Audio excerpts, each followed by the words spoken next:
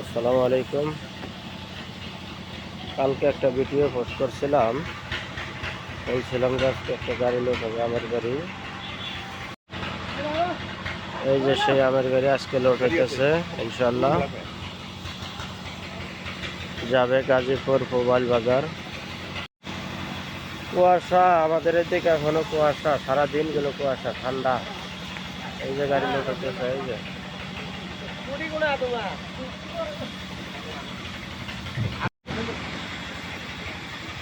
Load হইতেছে ইনশাল্লাহ আম কাঠ। সামনের সপ্তাহে লোড হবে এই যে জাম কাঠ এগুলা। হ্যাঁ, দেখেন কি কষ্ট করে ভাই ওরা কাম করে, দেখছেন।